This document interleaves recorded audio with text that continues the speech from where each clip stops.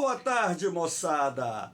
Tudo bem? Aqui quem vos fala é o professor Eugênio Bastos, canal Geogênio, a serviço dos alunos que gostam de estudar e passar em concursos. Moçada, vamos fortalecer o canal, se inscrevam no canal, dê aquele like, compartilhe o vídeo e ajude o professor Eugênio Bastos a democratizar o ensino da geografia. Moçada, no nosso encontro de hoje, eu irei falar sobre o aumento das tensões no Extremo Oriente, mais precisamente dentro do contexto que envolve Coreia do Norte, Coreia do Sul, Japão e Estados Unidos. Espero que vocês gostem do nosso encontro. Havendo qualquer dúvida, deixe a sua pergunta na parte dos comentários, que eu terei o máximo prazer de respondê-la. Então vamos ao nosso encontro.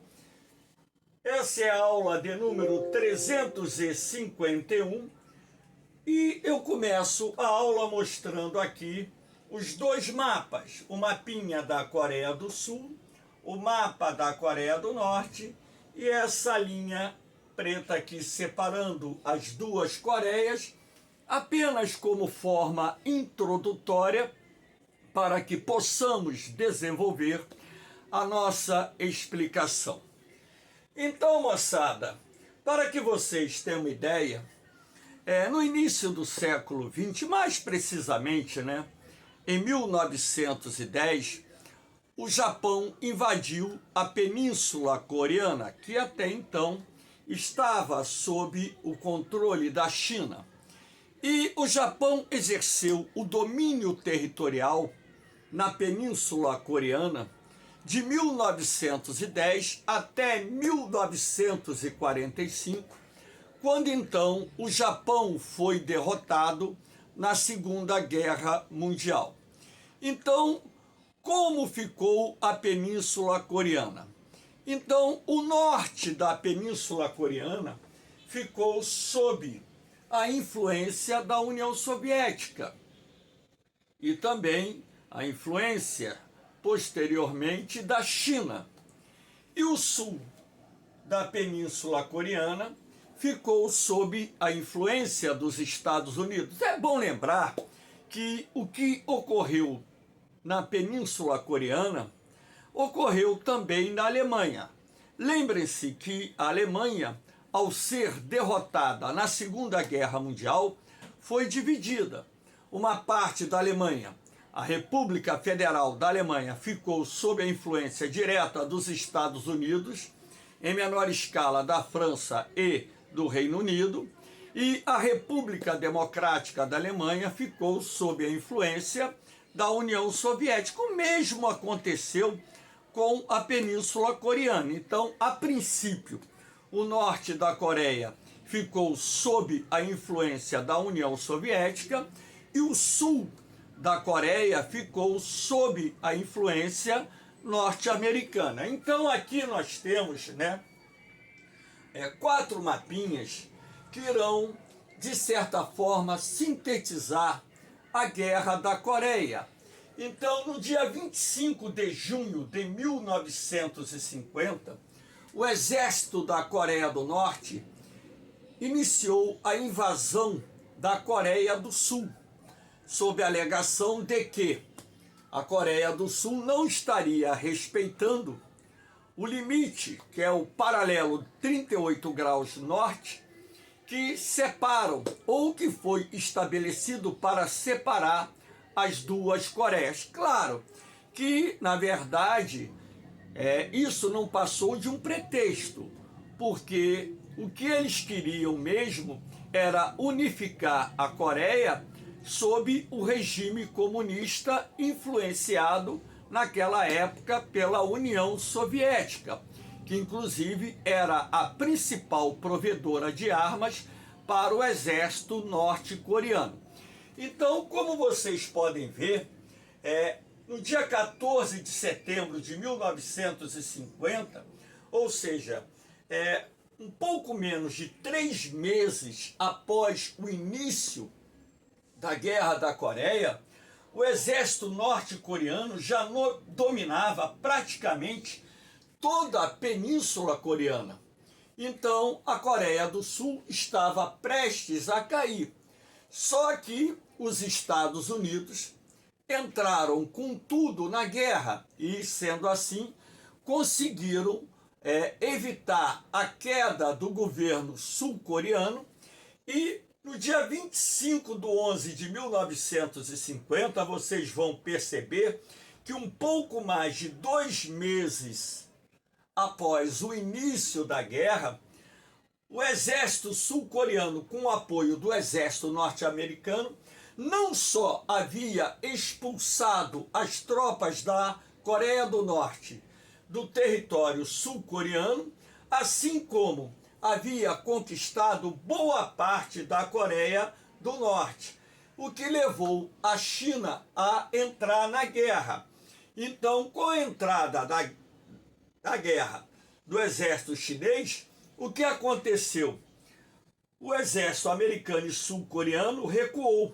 Então, no dia 27 de julho de 1953, praticamente nós tínhamos a configuração dos limites territoriais que haviam sido acertados quando houve a divisão da Península Coreana.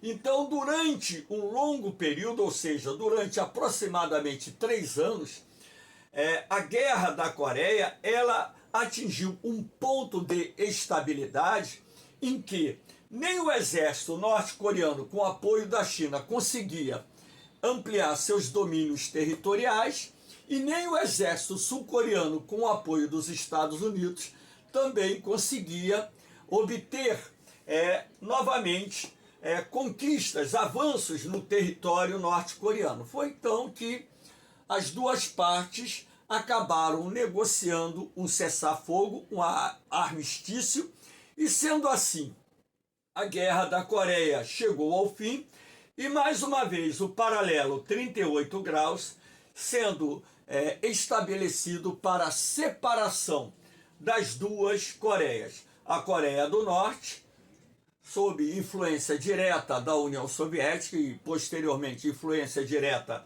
da República Popular da China. Hoje, inclusive, o país que exerce maior influência na Coreia do Norte é a China, até mesmo porque a União Soviética deixou de existir. E apesar da Rússia ainda ser aliada da Coreia do Norte, a Rússia já não tem tanta influência como a União Soviética teve no passado na Coreia do Norte. E a Coreia do Sul, sob a influência norte-americana, inclusive os Estados Unidos mantêm aproximadamente 30 mil militares no território sul-coreano. Os Estados Unidos possuem bases militares na Coreia do Sul, inclusive para defender a Coreia do Sul em caso de uma nova guerra com a Coreia do Norte. Então, essa síntese do conflito da Guerra da Coreia, que se estendeu de 1950 a 1953, é importante para que vocês entendam, em primeiro lugar, que a Guerra da Coreia foi um dos capítulos da Guerra Fria. Então, foi um dos conflitos que envolveram indiretamente a União Soviética e os Estados Unidos. Lembrando que a Guerra Fria foi aquela guerra, aquele conflito de natureza ideológica em que Estados Unidos e União Soviética disputavam áreas de influência política, econômica e militar. As duas superpotências vencedoras da Segunda Guerra Mundial em nenhum momento entraram em conflito direto, até mesmo porque, caso isso tivesse acontecido, nós teríamos a Terceira Guerra Mundial, e como Estados Unidos e União Soviética desenvolveram armas nucleares, se essa Terceira Guerra Mundial tivesse acontecido, provavelmente nós não estaríamos mais aqui. Eu não estaria aqui dando ou gravando essa aula para vocês.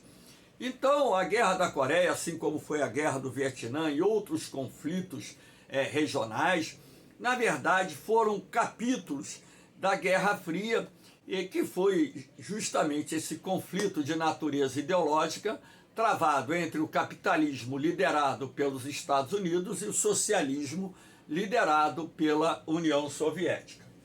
Então, professor, dentro desse contexto atual, né, como nós estamos vivenciando, né, essa questão das duas Coreias? Aqui nós temos essa imagem, né, que é a zona desmilitarizada que separa as duas Coreias. Existe uma faixa, né, de fronteira que eles chamam de zona desmilitarizada, mas que na verdade a gente pode considerar que significa a área com maior presença militar entre dois países que não estão em guerra, ou seja, o aparato militar da Coreia do Norte, em toda a sua extensão de fronteira com a Coreia do Sul e vice-versa, é muito grande, porque desde o fim da Guerra da Coreia, em 1953, não houve, de fato, um acordo de paz que pudesse colocar fim definitivamente às hostilidades. Então,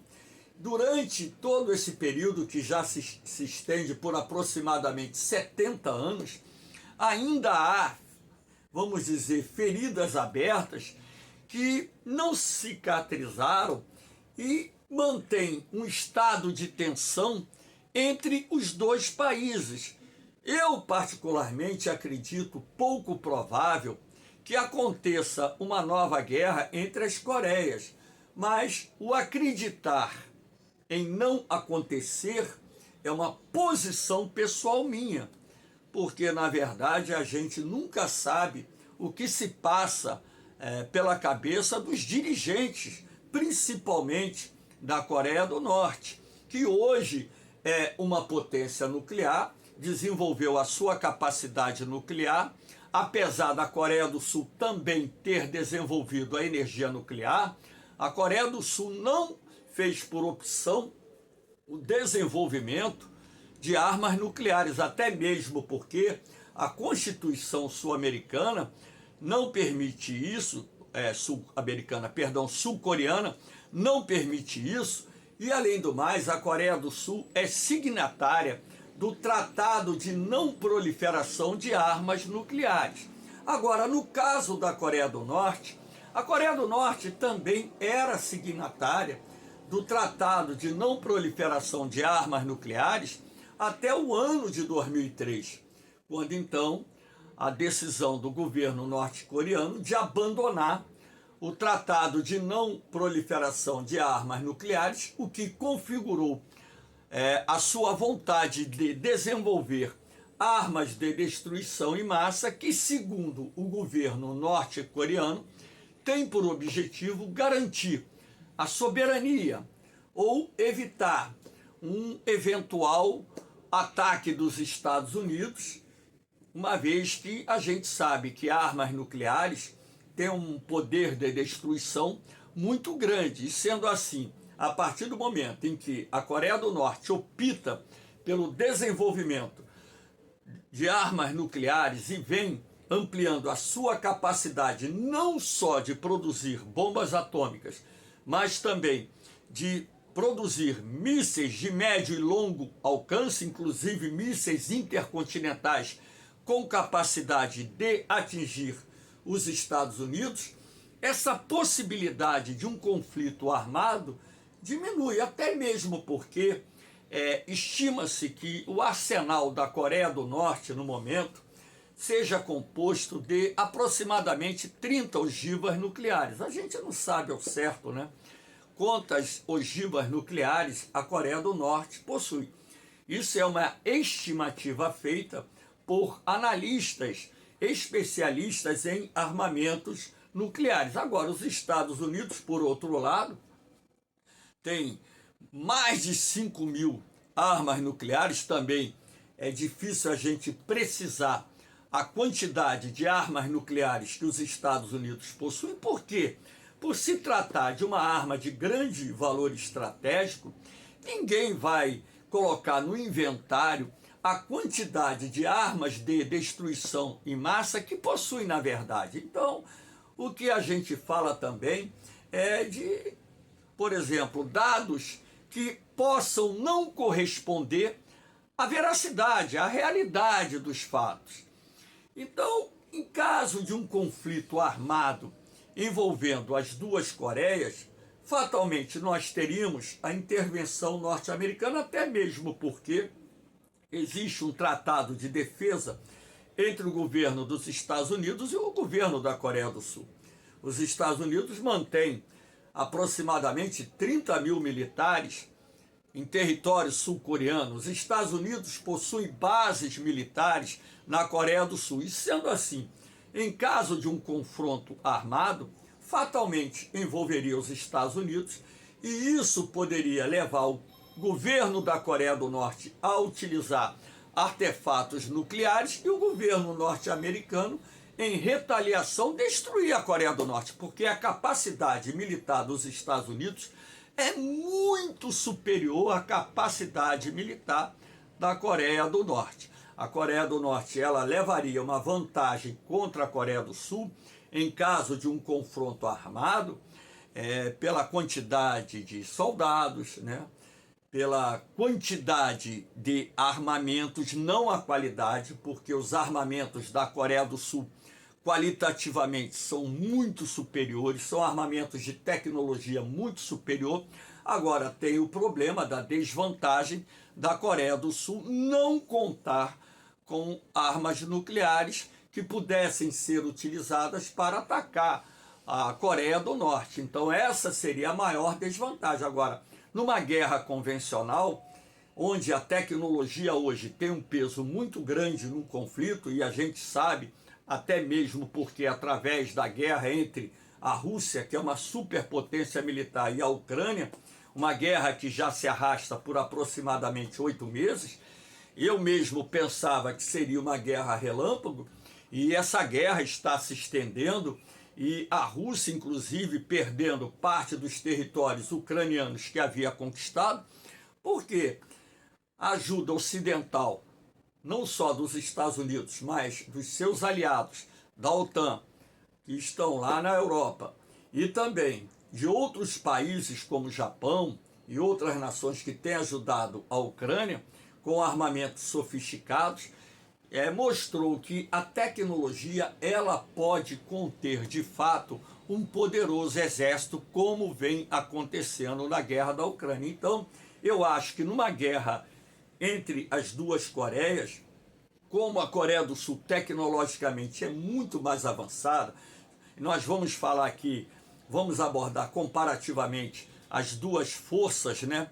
Mas vocês vão ver que a Coreia do Norte ela tem mais equipamentos militares, mas os equipamentos militares da Coreia do Norte, em sua grande maioria, são equipamentos militares antigos, defasados, que numa guerra moderna, convencional, seriam facilmente destruídos, né, pelos equipamentos tecnologicamente muito mais sofisticados que a Coreia do Sul possui. Até mesmo porque também existe uma diferença enorme, né? O orçamento militar da Coreia do Sul é muito maior do que o orçamento militar da Coreia do Norte. A capacidade do parque industrial sul-coreano é muito maior do que a capacidade do parque industrial norte-coreano para atender a demanda de guerra. Então a gente tem que analisar essa questão através de diversos enfoques. Então aqui nós temos, né, mísseis, né, uma parada militar na Coreia do Norte, onde normalmente nos festejos militares, nas datas comemorativas, eles procuram demonstrar a sua capacidade militar para o mundo, principalmente, é claro, para a Coreia do Sul, Japão e Estados Unidos, considerados por eles os principais inimigos da Coreia do Norte. E sendo assim, ao demonstrar essa capacidade militar, de certa forma, eles mostram suas armas de persuasão e procuram, dessa forma, conter qualquer ameaça que possa vir dos Estados Unidos. Eu não acredito que os Estados Unidos iria, mesmo antes da Coreia do Norte desenvolver a sua capacidade nuclear é iniciar novamente uma guerra na Península Coreana. Não cabe, né? Porque os danos materiais, as perdas de vidas humanas seriam enormes. E ainda mais agora em que a Coreia do Norte tem essa capacidade muito grande, essa capacidade militar muito grande, não só pelo fato de ter desenvolvido armas nucleares, como também mísseis balísticos, inclusive intercontinentais, e isso acaba, de certa forma, garantindo para a Coreia do Norte, vamos dizer, uma segurança maior. Eles têm o fantasma de uma guerra contra os Estados Unidos, que eu não vejo no campo militar essa possibilidade, mas é a forma que o governo ditador do Kim Jong tem para mostrar aos Estados Unidos e seus aliados que a Coreia do Norte estaria preparada para um confronto aberto com uma grande potência como os Estados Unidos. Na minha opinião, os mísseis nucleares da Coreia do Norte não atingiriam os Estados Unidos, apesar de terem essa capacidade, porque seriam interceptados no caminho. E os Estados Unidos iriam arrasar a Coreia do Norte, talvez em uma hora de guerra, a infraestrutura norte-coreana seria totalmente destruída. E a capacidade da Coreia do Norte em enfrentar os Estados Unidos numa guerra aberta, seja convencional ou através de armas de destruição em massa, acabaria significando para a Coreia do Norte a sua autodestruição. Aqui nós temos, né, o desenvolvimento dessa capacidade, né? A Coreia do Norte ela desenvolveu com a ajuda soviética, depois e também com a ajuda chinesa, né? Porque esses mísseis balísticos e intercontinentais que foram desenvolvidos na Coreia do Norte nada mais é do que um aperfeiçoamento dos mísseis que eles foram comprando da União Soviética e também da China, e os cientistas norte-coreanos foram, né, desenvolvendo a capacidade de criação de mísseis de alcance cada vez maior, e hoje, né, nós temos, né, mísseis produzidos na Coreia do Norte com uma capacidade, o alcance de 13 mil quilômetros, que colocaria parte dos Estados Unidos no alcance, né, desses mísseis intercontinentais norte-coreanos, inclusive importantes cidades da parte ocidental norte-americana estaria ao alcance desses mísseis intercontinentais. Então vocês podem ver a grande quantidade de mísseis que a Coreia do Norte desenvolveu nas últimas décadas e, sendo assim, conseguiu produzir um arsenal de armas que tem, de certa forma, um poder destrutivo bastante significativo, e ainda eles conseguiram, né, desenvolver armas nucleares menores, porque a Coreia do Norte ela desenvolveu a sua primeira bomba atômica no ano de 2006. O primeiro teste nuclear norte-coreano, constatado pelos Estados Unidos, foi no ano de 2006. Em 2003, a Coreia do Norte abandona o Tratado de Não Proliferação de Armas Nucleares, e no ano de 2006 eles fizeram o primeiro teste com uma ogiva nuclear, uma bomba nuclear de pequeno porte, de pequeno impacto. O grande X era o desenvolvimento da tecnologia para produzir artefatos nucleares mais compactos que pudessem ser transformados em ogivas transportadas pelos mísseis intercontinentais. O que tudo indica é que o corpo científico da Coreia do Norte conseguiu produzir essas ogivas, e os mísseis nucleares intercontinentais da Coreia do Norte já estão sendo, né, vamos dizer, abastecidos com essas ogivas. Não se sabe ainda a quantidade de ogivas que um míssil intercontinental norte-coreano pode transportar. Existem mísseis intercontinentais que transportam 7, 9 ogivas, ou de repente até mais, mas são mísseis desenvolvidos pelas grandes potências militares do planeta, como por exemplo Estados Unidos e Rússia. E outros outras potências. Agora, ainda não se sabe se a Coreia do Norte conseguiu desenvolver essa capacidade. O que se sabe é que eles conseguiram produzir artefatos nucleares menores, com maior capacidade de destruição, ou seja, com maior potência, e que essas ogivas hoje podem ser acopladas nesses mísseis balísticos, o que certamente aumenta a preocupação do governo norte-americano em razão de alguns mísseis intercontinentais da Coreia do Norte alcançar parte do território norte-americano. Aquilo que eu disse, o sistema antimísseis dos Estados Unidos, inclusive com o desenvolvimento de uma nova geração de mísseis, que são os mísseis hipersônicos, com capacidade de interceptação, dificilmente permitiria que ogivas nucleares atingissem, ou esses mísseis transportando ogivas nucleares atingissem os Estados Unidos. Aqui nós temos, para que vocês tenham ideia, um teste que foi realizado. Os testes feitos pela Coreia do Norte, eles estão se tornando rotineiros, né? Esse ano agora, inclusive essa última semana, nós tivemos também na semana passada o lançamento de vários mísseis, inclusive mísseis de curto, médio alcance, né, que estão sendo testados pelo governo da Coreia do Norte e em situações passadas, inclusive mísseis cruzando, né, o espaço aéreo do Japão, o que fatalmente, né, chama a atenção das autoridades japonesas por causa do alcance, né, desses mísseis. Você tem aqui a Coreia do Norte, o Japão, vocês podem ver que existe uma relativa proximidade e a quantidade de mísseis que a Coreia do Norte desenvolveu permite atingir qualquer ponto, qualquer cidade do território japonês. E como a Coreia do Norte considera o Japão como um dos seus inimigos, então todo teste de míssil preocupa o governo japonês, que inclusive tem alertado o governo norte-coreano que estaria preparado para dar uma resposta contundente. Agora, o Japão, ele também não desenvolveu armas nucleares. A Constituição japonesa, assim como a Constituição da Coreia do Sul, não permite a produção de armas nucleares. Agora, o Japão é um país tecnologicamente muito desenvolvido.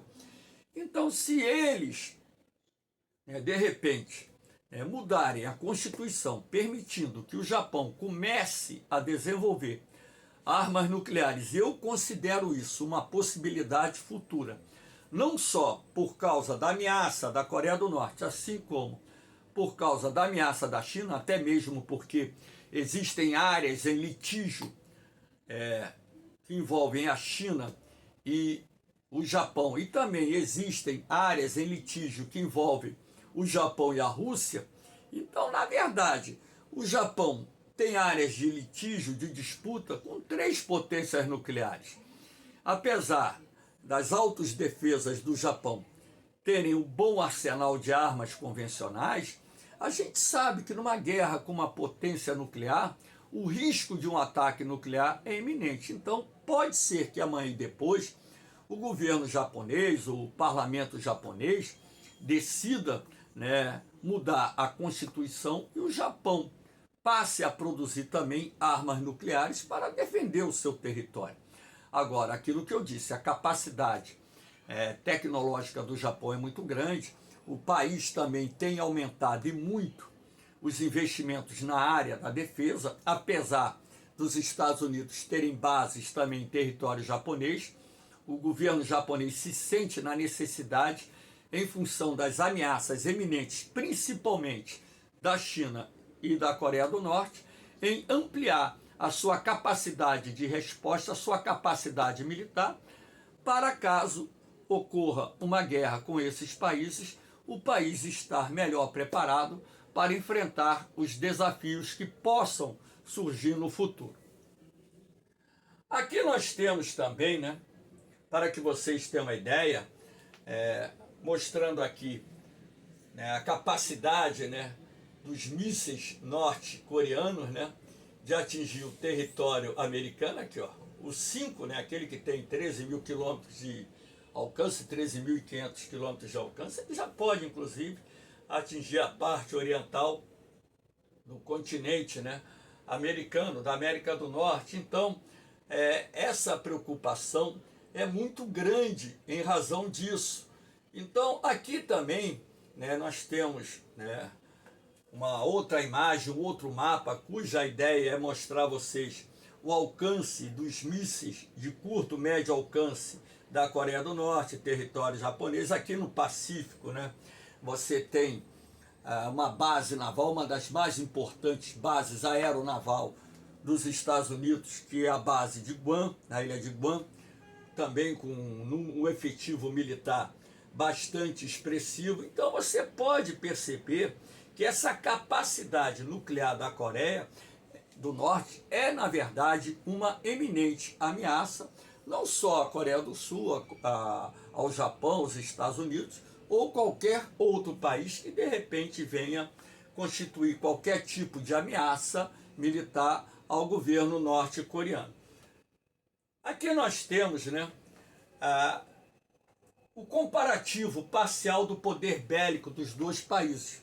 Por que eu falo comparativo parcial? Porque aqui nós temos apenas parte dos dados, não tem todos os dados de armamentos que poderiam ser utilizados para que vocês tivessem uma visão mais ampla do poder bélico da Coreia do Norte e Coreia do Sul. Então, aqui vamos dizer, efetivo militar. A Coreia do Norte conta com um efetivo militar de 1.190.000 soldados. A Coreia do Sul, basicamente, quase a metade, 630.000 soldados. Aqui você tem a distribuição do efetivo, né? No exército norte-coreano, 1.020.000, na marinha 60.000, na força aérea 110.000 e forças paramilitares 189.000. A Coreia do Sul tem um exército 495.000 militares, marinha 70.000, força aérea 65.000, forças paramilitares 4.500. Reservistas, a Coreia do Norte tem 5.700.000, a Coreia do Sul 4.500.000. Tanques, a Coreia do Norte 3.500, a Coreia do Sul 2.434. Agora é bom frisar que os tanques sul-coreanos são muito mais modernos que os norte-coreanos. Norte-coreanos usam tanques antigos da década de 60, 70, até da década de 50 da antiga União Soviética, e tanques antigos da China. Tem tanques modernos, mas compõem, na verdade, uma parcela muito pequena do inventário do exército norte-coreano. Aeronaves 545, a Coreia do Sul 567. Os aviões de guerra da Coreia do Sul são bem mais modernos, inclusive o F-35, que é um avião de quinta geração, que é o caça mais moderno do mundo. A Força Aérea da Coreia do Sul já tem esses aviões no seu inventário da Força Aérea. Então é uma Força Aérea muito moderna, muito bem equipada, que numa guerra aérea contra aviões norte-coreanos fatalmente venceria com relativa facilidade. Aqui não traz o número de helicópteros, mas a Coreia do Sul tem um número maior de helicópteros do que a Coreia do Norte, inclusive helicópteros muito mais modernos, assim como os aviões. Submarinos, 73. Agora, a grande maioria dos submarinos da Coreia do Norte são submarinos pequenos. A Coreia do Sul tem 23, mas esses 23 submarinos são submarinos modernos, né? Então, vamos dizer assim, a força de submarinos da Coreia do Sul, apesar de ser menor, tecnologicamente é muito mais avançada e fatalmente venceria esses submarinos norte-coreanos que, em sua grande maioria, são bastante antiquados. E hoje nós temos também a guerra antissubmarino muito moderna, que você ataca por ar esses submarinos, né? Não só a embarcação de superfície, mas principalmente por ar. É fácil destruir hoje um submarino, desde que você identifique ele lá no fundo do mar. Artilharia. Peças de artilharia, de uma forma geral, né? A Coreia do Norte tem 21.000 peças, a Coreia do Sul 11.000, mais do que, praticamente o dobro, né? Mais não, quase o dobro, né, das peças de artilharia. A peça de artilharia, vamos dizer assim, da Coreia do Sul, ela conta com material mais moderno do que o material da Coreia do Norte. Agora, peça de artilharia é aquele negócio, né? Depende muito do alcance, por exemplo, dos obuses, né? Autopropulsados, né? Tem obuses que têm alcance de mais de 60, 70 quilômetros. Como os obuses da Coreia do Norte são mais antigos, né, esse alcance da maioria é bem menor. Então, vamos dizer assim, parte desse material ficaria bastante exposto numa guerra de artilharia aos equipamentos mais avançados da Coreia do Sul. Então aqui vocês têm a ideia de um comparativo para que vocês possam ter um entendimento do que seria, de repente, uma guerra entre as duas Coreias. Lembrando que, caso ocorresse essa guerra, teria o envolvimento direto dos Estados Unidos, e é bem provável que, caso o Japão fosse atacado, também envolveria o Japão, que é um país que possui equipamentos militares bastante sofisticados e que também causaria problemas para a Coreia do Norte, claro, e a Coreia do Norte contando com as suas armas nucleares para evitar, de repente, a perda do seu território. Aqui nós temos, né, as manobras militares conjuntas dos Estados Unidos e Coreia do Sul. Essas manobras militares são rotineiras. Então, inclusive, foram exatamente essas manobras que levaram o governo da Coreia do Norte, o Kim Jong, a determinar o lançamento de mísseis, né, como forma de dizer assim para os americanos e sul-coreanos: nós estamos preparados para uma guerra com vocês, né?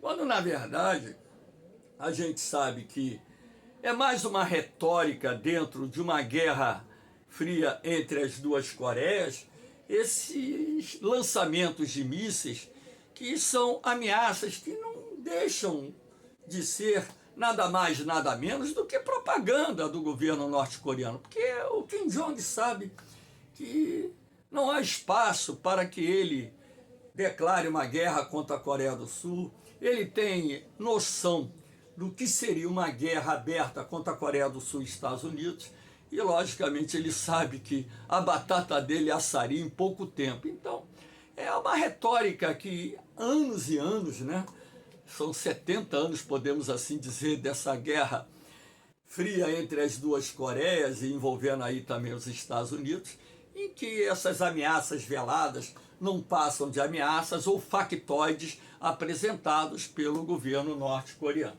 Aqui então nós temos, né, os exercícios, né, feitos pelo Exército, pela Marinha, pela Força Aérea da Coreia do Sul em conjunto com as forças norte-americanas. É o adestramento de tropas que normalmente acontece todos os anos, e toda vez que ocorre o aumento de tensões entre as duas Coreias, os Estados Unidos e o governo sul-coreano realizam manobras militares de maiores proporções para dar um recado também ao governo da Coreia do Norte, de certa forma, para dizer o seguinte: ó, estamos preparados para vocês. Quer experimentar? E a gente sabe que essa guerra é mais uma guerra de propaganda do que uma ameaça de fato. Agora, como eu disse, a gente nunca sabe o que pode acontecer no dia de amanhã. Aqui nós temos, né, para que vocês tenham, as forças dos Estados Unidos ao redor da Coreia do Norte, né? Então você tem aqui, no Japão, 47 mil militares norte-americanos. Na ilha de Guam, aqui no Pacífico, 5.650, né? Na Coreia do Sul, 28.500. Então, se você somar aqui, né, dá aproximadamente 80 mil militares norte-americanos bem próximos da Coreia do Norte. Aí não é só militar, é a força naval, é a força aérea, aviões modernos, aviões, né, de guerra dos Estados Unidos, né, caças de última geração, né, submarinos, né, navios de superfície, peças de artilharia, tanques de canhão.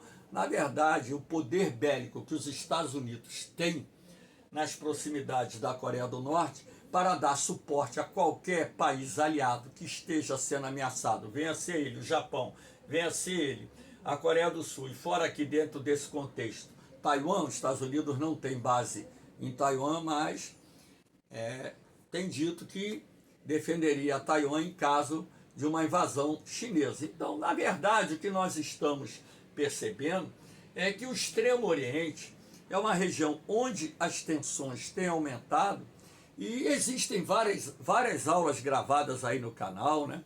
A geopolítica da China, né? A questão das ilhas artificiais, as disputas no Mar do Sul da China, as disputas com o Japão, a questão da Coreia do Norte, Coreia do Sul, Estados Unidos, a disputa do Japão com a Rússia pelas Ilhas Kurilas. Então você tem disputas territoriais, você tem questões pendentes nessa região da Ásia que tem contribuído para aumentar as tensões e a ameaça de uma guerra que todos nós torcemos para que não aconteça. Porque a gente sabe que guerra não tem vencedor, eu tenho dito isso. Eu sou professor de turmas preparatórias para a SpaceX, para o Colégio Naval, para a ESA, etc. Eu costumo dizer, na guerra, quem ganha perdeu, quem perde perdeu, cara. Guerra só traz dor, morte, sofrimento e prejuízo econômico para quem ganhou e para quem perdeu, cara. Não pensem vocês que uma guerra hoje é igual aquela guerra da época dos filmes épicos, aquelas guerras que existiam na época do Império Romano, em que as pessoas se enfrentavam com arco e flecha, com espada, com lança, né? Hoje o negócio é bem mais diferente, é uma guerra que cada vez mais utiliza drones, cada vez mais tecnologias, né? Os jogos de guerra estão se transformando numa realidade e eu tenho acompanhado diariamente, né, através do YouTube, as imagens que vêm lá da Ucrânia, né? O estrago que drones pequenos levando pequenos explosivos, né?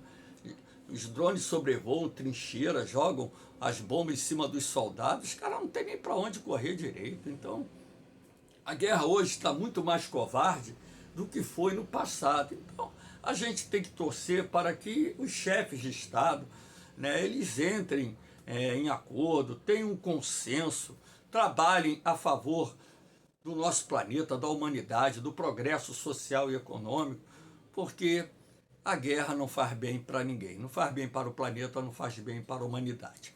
Moçada, espero que vocês tenham gostado do nosso encontro. Eu estou deixando aqui mais uma vez os meus grupos lá do Facebook, onde eu disponibilizo meus materiais em PDF, sem custo nenhum.